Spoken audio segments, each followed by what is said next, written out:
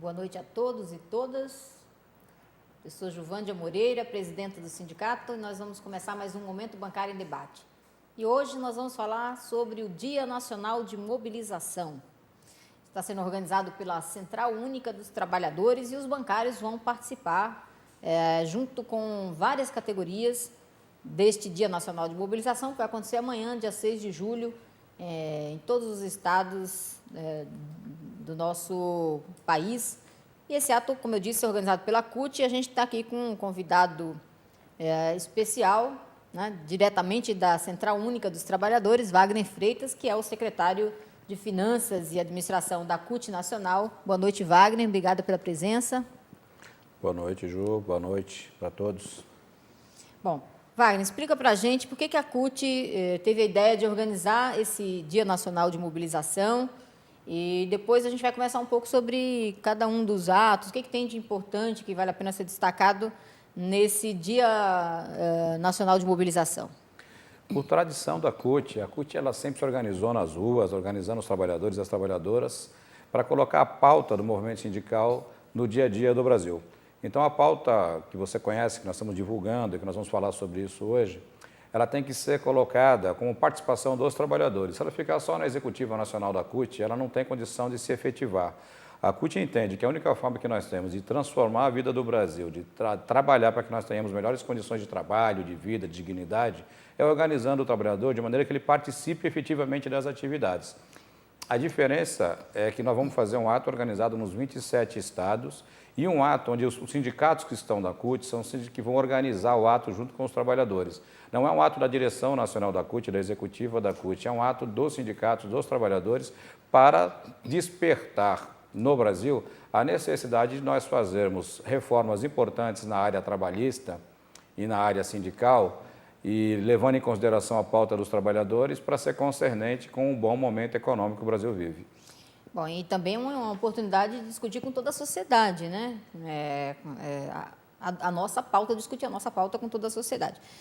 Nesse segundo semestre, né, nós sabemos que grandes categorias têm campanha salarial, o exemplo dos bancários, bancários, metalúrgicos, químicos, né? Então, uma das pautas aqui do Dia Nacional de Mobilização, para a gente é bastante importante, que é a manutenção do aumento real dos salários, né? Nos últimos anos, nós bancários nos últimos 7 anos, nós tivemos e conquistamos aumento real nos salários. Este é um dos pontos que a CUT está defendendo aí, que está colocando em destaque, e eu queria que você falasse um pouco sobre isso, sobre a importância do aumento real dos salários para o crescimento econômico do nosso país. É uma agenda altamente positiva. O Brasil deu uma grande lição. O mundo passou por uma crise econômica bastante grande. E economias importantes do mundo, né, não se recuperaram até hoje. Vídeo o que acontece nos países europeus, fundamentalmente na Grécia, em Portugal, na Espanha, na Irlanda, o que aconteceu em alguns países asiáticos importantes, como o Japão. E o Brasil, embora obviamente que o mundo inteiro foi afetado por essa crise, mas o Brasil teve um receituário diferente do que foi apresentado nesses outros países. Ao invés de apresentar os remédios tradicionais que deixaram claro que só deixa a doença mais resistente, o Brasil, pelo contrário, investiu no crescimento do mercado interno, né, no fortalecimento, por exemplo, dos bancos públicos, com a possibilidade de ofertar crédito para o desenvolvimento, para ancorar a produção da indústria. E eu me lembro a política de manutenção do aumento do salário mínimo também, né? E a política de manutenção do salário mínimo, ela ejeta na economia brasileira um valor muito mais significativo do que ejeta, por exemplo, o Bolsa Família, que é um programa importantíssimo social, mas o grande programa social do governo do presidente Lula e foi a questão da valorização dos salários mínimos, e, aliás, com a participação efetiva dos sindicatos e das centrais sindicais. Aumentar o valor do salário dos trabalhadores significa ter a possibilidade de ter um giro na economia que nos dá a chance de estar fazendo com que todos se beneficiem. Aumentar o valor do salário dos trabalhadores não é uma política só trabalhista, não é uma política só importante para o trabalhador que recebe o salário.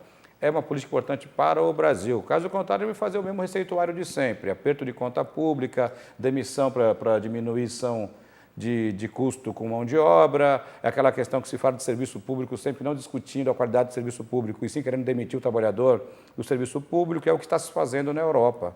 Nós não, nós queremos fazer outra discussão. Aumenta o salário do trabalhador, tem aumento real de salário, a capacidade de você girar a economia e o Brasil se tornar uma economia competitiva. Bom, outro ponto que está de destaque aqui no Dia Nacional de Mobilização é o fim do imposto sindical e a luta por uma nova estrutura sindical com liberdade e autonomia. Por que é importante? Eu sempre costumo dizer assim, os bancários passaram quase 10 anos sem cobrar, 10 anos, né, praticamente, sem cobrar imposto sindical, e quando, por conta de uma ação movida pelo sindicato para impedir o desconto, e quando cai essa liminar, a gente começa a devolver para o associado. Quer dizer, a gente já tem como uma prática. E eu costumo dizer para os bancários o seguinte, não que a luta sindical não precise de financiamento, pelo contrário, né, precisa de financiamento, os trabalhadores é quem tem que sustentar os sindicatos, isto é importante para a gente manter a categoria independente, autônoma, né, os sindicatos fortalecidos, mas que isso tem que ser feito não pelo imposto sindical. Queria que você conversasse um pouco com os bancários e com quem está ouvindo a gente aqui, a respeito desta bandeira tão importante que a CUT tem dado destaque aí nesse último período. Você sabe por quê, Ju, que a gente insiste tanto nisso? É porque a CUT entende que o movimento sindical é muito importante para a democracia brasileira. A construção de sindicatos fortes no Brasil e a construção de um movimento social forte no Brasil é que permitiu que nós tivéssemos construído, por exemplo, um operário, presidente da República, e depois sucedido por uma mulher que atuou pela liberdade contra a ditadura para uma primeira presidenta da República. E nós estamos muito preocupados com a banalização da organização sindical, que a organização sindical brasileira tem criado os nossos sindicatos. Você sabe que se cria mais de 3 sindicatos por dia no Brasil. Então, a estrutura sindical brasileira que diz que é pela unicidade, na realidade não é verdade, porque você não tem a capacidade do trabalhador se organizar livremente em sindicatos. O que acontece é que uma parcela do nosso sindicalismo acaba virando um sindicalismo de cartório, de gaveta, não de representatividade. E nós não queremos ser confundidos com essa trajetória. O movimento sindical, fazer o movimento sindical, atuar coletivamente organizado em sindicato, é um bem, é um patrimônio da democracia e do trabalhador. Por isso que nós queremos constituir, a CUT surgiu para romper com essa estrutura sindical que vigente no Brasil até hoje, que propicia que você tenha um grande número de sindicatos no Brasil sem representatividade, sem estar no dia a dia do trabalhador. Totalmente diferente do Sindicato dos Bancários de São Paulo, Osasco e região, que é um sindicato organizado a partir do local de trabalho, onde os bancários é que coordenam os destinos do sindicato. É um sindicato efetivamente, ele é um sindicato de luta, de classe, de mobilização. Se todos os sindicatos do Brasil fossem assim... Transparência, né, que tem eleição em que mais de 30 mil pessoas participaram do processo eleitoral, que tem assembleias, que tem um monte de sindicato, é importante dizer, né, reafirmar isso que você está falando, tem um monte de sindicato que nem assembleia faz, né, para aprovar pauta de reivindicação, que não faz consulta com a categoria, que não visita os locais de trabalho, quer dizer, exatamente porque sobrevivem, tem diretorias acomodadas que sobrevivem do imposto sindical. E por isso que a gente quer acabar com o imposto sindical, para exatamente acabar com esse tipo de sindicato e fortalecer os sindicatos que têm diálogo com a base, que tem trabalho de base, que tem organização na categoria, que luta realmente pelos interesses da categoria. É nesse sentido que a gente faz coro com essa bandeira do fim do imposto sindical e pelo fortalecimento da organização sindical. Mas, assim, eu acho que um exemplo que a gente sempre comenta com os bancários é o exemplo dos Estados Unidos, né? Lá não tem sindicato de bancários organizado. Sim. E os bancários têm um salário menor do que o pessoal da limpeza que trabalha no banco, que tem um sindicato forte e organizado. Essa é uma diferença que fica muito visível quando a gente está falando do que é ter uma estrutura sindical forte. Por isso que isso que você diz de acabar com o imposto sindical e fortalecer a organização dos trabalhadores é fundamental. Mas acaba com o imposto sindical e como é que financia os sindicatos? Então, isso é uma questão importantíssima. A campanha que a gente está discutindo, ela não é contra nada ou contra ninguém, ela é reafirmando a concepção histórica da CUT, né? Então, nós queremos arejar o movimento sindical brasileiro, caso contrário, a gente não teria que ter fundado a CUT, poderia ter ficado na central sindical já existente. Agora, você falou uma coisa que é importantíssima. O movimento sindical não existe sem sustentação financeira. Só a mensalidade que os sindicatos cobram dos associados não é suficiente para manter um movimento sindical tão organizado como o Brasil, que atua no dia a dia do Brasil, não só do ponto de vista de emprego e salário do trabalhador e da trabalhadora, e sim é um agente social importante. Então tem que ter sustentação. Vou deixar claro qual é a proposta da CUT. Nós queremos substituir o imposto sindical pela taxa negocial, né? Diferentemente de imposto, é uma contribuição, taxa não, contribuição negocial. Qual é a diferença da contribuição negocial para o imposto sindical? O valor, o trabalhador pode determinar, ele pode ser maior ou menor do imposto sindical que hoje é tirado da conta do trabalhador. A diferença é que o trabalhador é que define em assembleia se o sindicato tem o direito ou não tem o direito de fazer a cobrança, né? Hoje o que acontece é que o trabalhador é tungado todo final do mês de março, que a revelia de sua vontade, ele pode ser associado ao sindicato, não associado ao sindicato, lhe é descontado um dia do trabalho e passado para a estrutura sindical. Cria sindicatos acomodados. Boa parte dos sindicatos não tem nem a necessidade ou a vontade de associar e organizar novos trabalhadores, porque ele já vai ter uma arrecadação garantida pelo imposto sindical. Nós achamos que devemos ter arrecadação, porque a arrecadação que nós temos é voltada para representar o trabalhador em seu benefício. Então, a contribuição negocial, ela é por vontade do trabalhador, dialogada com o trabalhador, negociada com o trabalhador. O sindicato tem que ter uma convenção de trabalho e pós-convenção de trabalho, como acontece com os sindicatos bancários de São Paulo, é que o trabalhador vai definir se concorda ou não com financiar as atividades do seu sindicato. Sabe o que significa, Joândia? Significa um sindicato participativo, que o trabalhador ele não é apenas mais um ativo do sindicato, ele é dono participativo. É por isso que nós somos contra o imposto sindical, nós não somos contra o financiamento do movimento sindical. Só achamos que o financiamento tem que vir por vontade do trabalhador sob o seu controle. E não é, porque também um movimento sindical que é financiado sem o controle do trabalhador também não leva em consideração a opinião do trabalhador. E nós achamos que o movimento forte, sindicato forte, é com o trabalhador participando. Então, tem um outro ponto aqui do Dia Nacional de Mobilização, que é o combate à precarização e à terceirização. Queria que você comentasse um pouco, e depois também quero fazer algumas observações aí, que é da nossa categoria nesse ponto. A terceirização foi vendida no início da década de 90, quando chegou de forma mais forte no Brasil, como se fosse você qualificar o serviço prestado. A ideia que os empresários queriam vender era que você tinha que especializar determinada empresa para prestar um serviço no qual ela fosse melhor qualificada. Não é nada disso que acontece. No Brasil, a terceirização só serve para baixar o custo com mão de obra e precarizar o serviço prestado. Então, o que nós estamos dizendo... O que acontece é interposição, eles chamam de interposição fraudulenta de mão de obra, e não uma terceirização. Que é um nome bastante bonito para dizer precarização no trabalho que o trabalhador exerce, pagar menos para ter e sugando mais os trabalhadores, e isso não tem a ver só com o trabalhador. Aí a qualidade do serviço prestado, por exemplo, para o consumidor, né, ou enquanto consumidor, ou enquanto cidadão, diminui drasticamente, porque um ativo importante para a qualidade do serviço prestado, para que você tenha desenvolvimento, é você ter um trabalhador bem remunerado, de maneira que ele possa produzir mais e melhor, né, e você ter com isso os dividendos dessa produção. No Brasil é um absurdo, você tem terceirização, quarteirização, né? E nós entendemos que isso não é um processo que ajude no desenvolvimento, inclusive, da competitividade das empresas brasileiras, porque mão de obra qualificada, os próprios empresários colocam que é importante para você ter competitividade. Se é isso que quer, tem que qualificar o trabalhador. E óbvio, com o Brasil crescendo, com a economia indo bem, com as empresas aumentando sua produtividade, tem que ter um retorno para a sociedade, que é a geração de emprego de qualidade.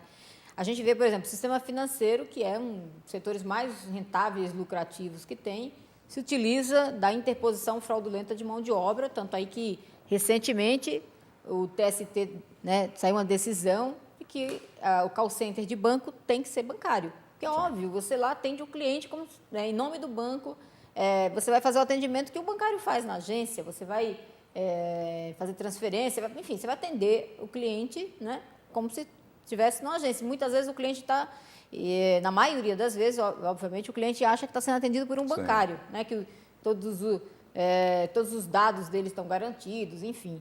Então, foi uma decisão recente, né, Mas tem outras áreas terceirizadas que a gente acha um absurdo, porque, na verdade, como você falou, é uma precarização. O que acontece nessas áreas é precarização. E esses terceirizados estão lá trabalhando 14 horas seguidas. Nós temos setores que eles trabalham 14 horas seguidas, muitas vezes sem receber as horas extras realizadas, né? Na precarização total. E a gente tem um outro problema aqui na categoria, que é o correspondente bancário, né? O correspondente bancário está sendo totalmente liberado aí pelo Banco Central. O Banco Central está fazendo um desserviço à categoria, à população. Mas a gente vai falar um pouco mais sobre isso depois do intervalo. A gente retorna e continua na pauta do Dia Nacional de Mobilização da nossa Central Única dos Trabalhadores.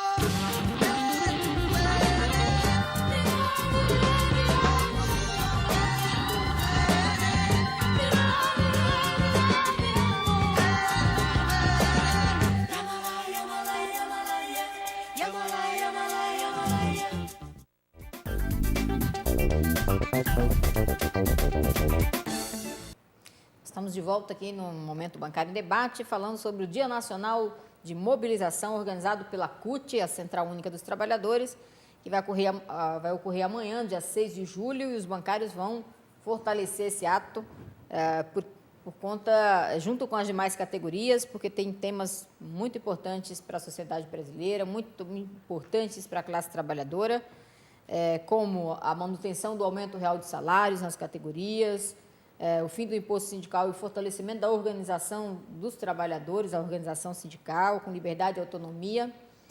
O combate, e a gente estava falando aqui antes do intervalo do combate à precarização e à terceirização. Estávamos falando do correspondente bancário. O Banco Central tem liberado todos os serviços que você faz num banco. Hoje, ele está liberando para o correspondente bancário, desestruturando contratos de trabalho, tanto individual quanto coletivo, né? Da categoria coletiva, da categoria bancária e individual, porque muitas vezes nesses correspondentes bancários, o trabalhador não foi contratado para fazer serviço de banco, né? Senão ele teria que ter sido contratado como bancário, e no fundo o que está acontecendo é isso.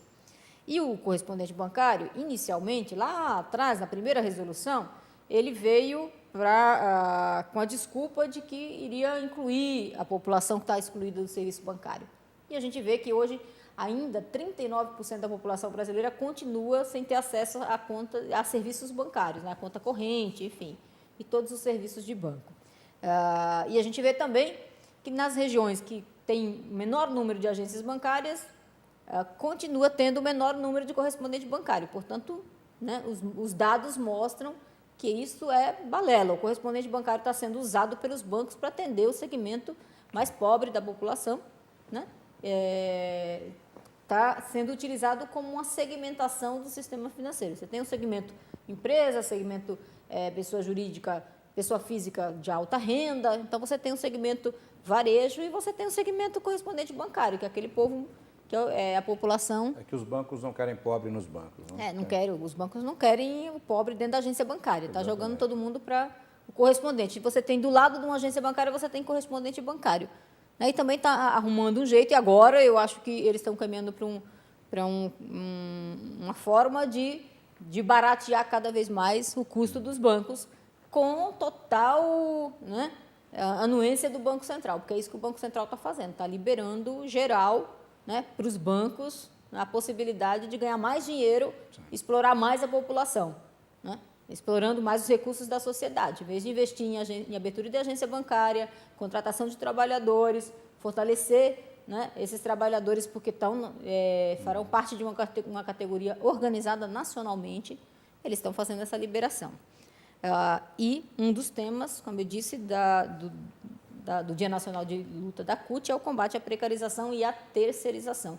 E é por isso que nós, bancários, vamos participar dessa mobilização com toda a força, porque nós não concordamos com essa precarização, com essa política de terceirização e precarização que acontece hoje, não só no sistema financeiro, mas em vários setores. Sim.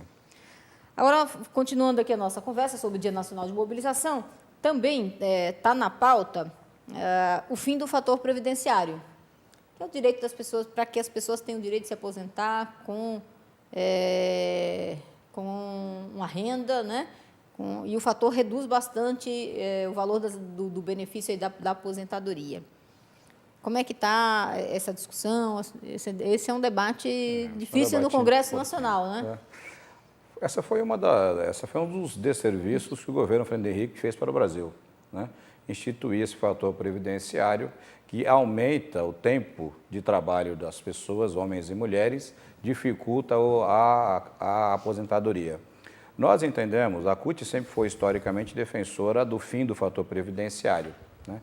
E estamos tentando negociar no Congresso Nacional isso. Agora, é uma resistência bastante grande, esse Congresso tem característica altamente conservadora. E nós queremos levantar essa lébrias, porque boa parte das pessoas, Ju, dos trabalhadores e trabalhadoras, só se preocupam com a sua aposentadoria depois que se aposentam. E aí fica muito mais difícil. Agora, enquanto os trabalhadores estão na ativa, é que nós temos que ter a capacidade de fazer a alteração. O fator previdenciário aumenta, né, o tempo de trabalho, isso influencia diretamente na qualidade da aposentadoria, na qualidade da saúde das pessoas, faz com que você tenha um tratamento desigual entre homens e mulheres, penaliza muito mais as mulheres ainda do que os homens. Ah, sim, eu ia ressaltar isso, porque o fator previdenciário é ruim para todos. Para as mulheres é pior ainda, porque os homens reduzem em torno de 30% o valor da aposentadoria.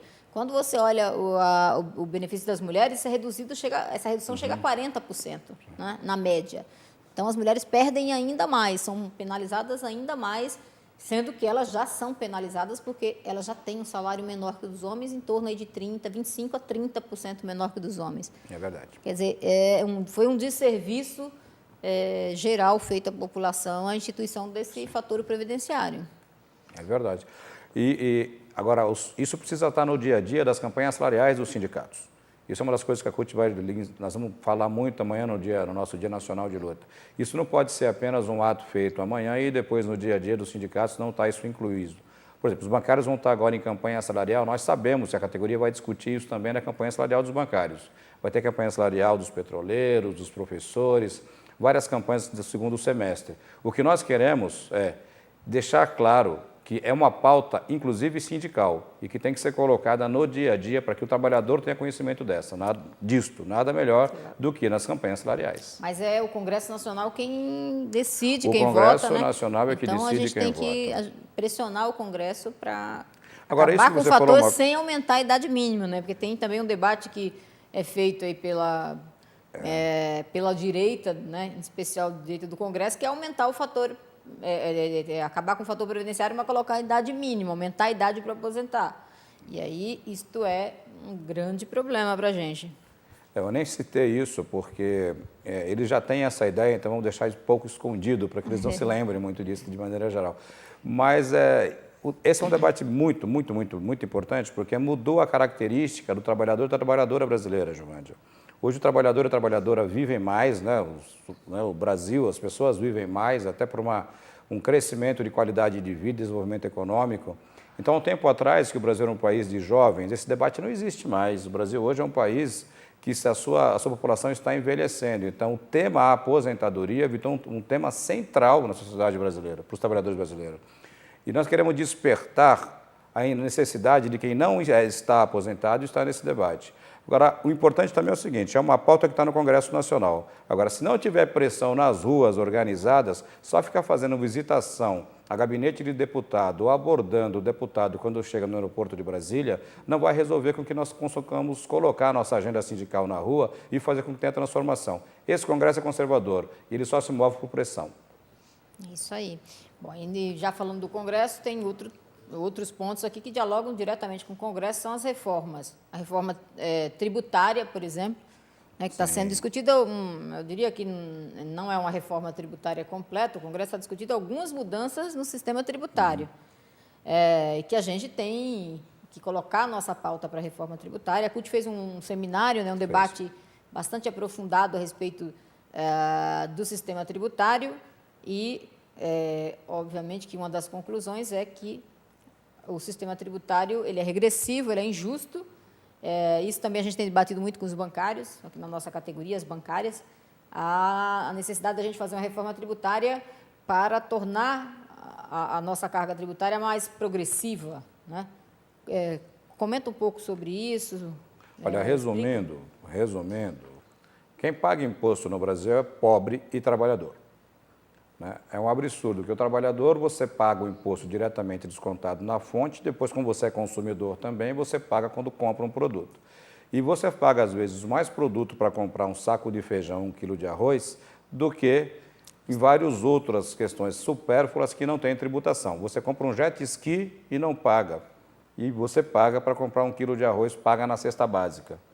Isso é uma coisa absolutamente absurda. O setor financeiro brasileiro, então, os bancos, nós estamos falando diretamente pela nossa categoria, categoria de bancários, pagam menos imposto ainda do que paga o empresariado. Comparando o que paga de imposto o setor financeiro e o setor industrial paga 2, 3 vezes mais imposto do que paga o setor financeiro. Nós estamos dizendo que nós temos que ter uma reforma para que você arrecade mais, para que você tenha a arrecadação estabelecida nas áreas sociais. Se você quer um país que funcione, que consiga dar condições para ter atendimento de saúde, de educação, de segurança, você precisa ter arrecadação. A arrecadação se faz com a cobrança de impostos. Agora, quem é que vai pagar esses impostos? É quem ganha mais, quem lucra mais. O que acontece no Brasil é diferente. Cobra-se imposto do trabalhador e não imposto do empresário. E no nosso caso, o caso da categoria bancária, né, eu tenho o prazer de também ser bancário, e das categorias que têm participação no lucros e resultado, é pior. Tributa-se o salário e tributa-se a participação nos lucros e resultado. Do trabalhador. Do que trabalhador. É um ponto que a gente defende que isente a PLR do imposto de renda, né? A PLR que o trabalhador recebe. Lógico que estabelecendo aí um limite, porque tem gente dentro de banco, por exemplo, que recebe R$1 milhão de PLR. Esta pessoa tem que pagar imposto. Agora, o trabalhador recebe lá 2, 3 salários de PLR, né? A gente propõe aí o limite anual de isenção, que está em torno de R$18 mil. Então, quem recebe PLR até esse limite tem que ter isenção de imposto de renda. E é justo, e a gente tem que estar nas ruas mesmo, tem que pressionar o Congresso, tem que fazer esse debate, e a CUT está de parabéns por conta de fazer a discussão da reforma tributária. E, para a gente finalizar, eu queria falar de uma última ponto aqui, uma última reforma, tem outros pontos, né? Plano Nacional da Educação, reforma agrária, políticas agrícolas, né? Redução da jornada sem redução de salários, tem vários pontos, mas eu queria finalizar fazendo a discussão da reforma política, com democratização do Estado. Queria que você comentasse um pouco aí para os bancários, para depois a gente trocar umas ideias a respeito do tema. Esse é um debate importantíssimo, né? Porque, lamentável, o Brasil precisa ter uma reforma política, mas no Brasil não está se discutindo reforma política, e sim reforma partidária, só na organização dos partidos políticos. Eu não tenho dúvida nenhuma que os partidos políticos são muito importantes para o Brasil. Agora, o que nós temos que ter mesmo de reforma política é a participação da sociedade nas deliberações das políticas mais importantes do Brasil. É o que não acontece. Quando você elege um vereador, um prefeito, um deputado, você não está consagrando que ele vai te substituir. Ele te representa, ele não te substitui, é completamente diferente. Por isso, eu acho que a questão como os plebiscitos, os referendos, que existem em outras partes do mundo, em que as questões mais importantes da vida das pessoas sejam discutidas pelas próprias pessoas, pelos próprios cidadãos, é que tem que estar constando nessa reforma política. Como nós estamos fazendo uma discussão apenas no âmbito dos partidos, esse debate tem ficado em segundo plano. O Congresso tem discutido é a reforma eleitoral, né? Reforma simplesmente. Eleitoral. E nada de reforma política, porque a reforma política ela é muito mais ampla e ela discute e fortalece a democracia. Aqui é uma reforma política com democratização do Estado. Quer dizer, a democracia participativa, isso que você está falando, referendos, consulta popular. Quer dizer, é o povo participando diretamente, dizendo... Tem uma coisa que o governo Lula adotou que eu achei importante para o fortalecimento da democracia, que eu acho que tinha que institucionalizar isso para virar um ganho não de um governo, mas sim da sociedade, da população, que foram as conferências, né? Sim. Que começavam com as conferências municipais, depois as conferências estaduais, até chegar na Conferência Nacional, que discutiu vários temas e que cada uma dessas conferências tiravam resoluções propostas para aquele tema, né? Conferência de mulheres, por exemplo, nós aqui, os bancárias, participamos, várias conferências aconteceram com temas muito importantes para a sociedade, que terminam com uma proposta nacional, uma proposta geral sobre aquele tema. Uma democracia, ela é consistente quando ela tem instrumentos populares de participação e deliberação e decisão, né? A conquista que nós tivemos pelo voto democrático, e o Brasil teve várias ditaduras, né, em vários momentos da sua história, foi extremamente importante. Agora, democracia não é apenas o direito do voto, do sufrágio universal. É que você tenha um Estado controlado pela sociedade. A forma política, ela precisa estar baseada, calcada em cima dessa máxima, né? Porque quanto mais participação social, mais controle das políticas públicas pela sociedade você tem, se garante mais a democracia de fato e de direito, e não apenas a democracia que você vai eleger um representante, um presidente da República, um governador, um deputado, um senador, e ele te substitui, né? O nosso sistema é de representação, não de substituição. Tem outra coisa também na reforma política, outro tema que eu acho bastante importante. Hoje, a população brasileira ela é composta de 52% da população brasileira são mulheres, né? Portanto, está bem dividida aí, a nossa população. Mas, quando a gente olha para o Congresso Nacional, a gente vê que ele é cerca de 80% de homens, né? E isso não representa Homens o que brancos. homens e brancos, né? Isso não representa a realidade da população, não representa o que é a população, né? E a gente tem que lutar nesta reforma política para ampliar a participação das mulheres no Congresso Nacional, em todos, aliás, níveis de representação, porque para que a sociedade, de fato, esteja representada no Congresso, que esse segmento importante, que é a maioria da população, esteja bem contemplado no Congresso Nacional, de forma que o Congresso represente o que é a população brasileira. Então, eu queria encerrar aqui convidando todos vocês a participar, acompanhar esse debate das reformas no Congresso Nacional, né?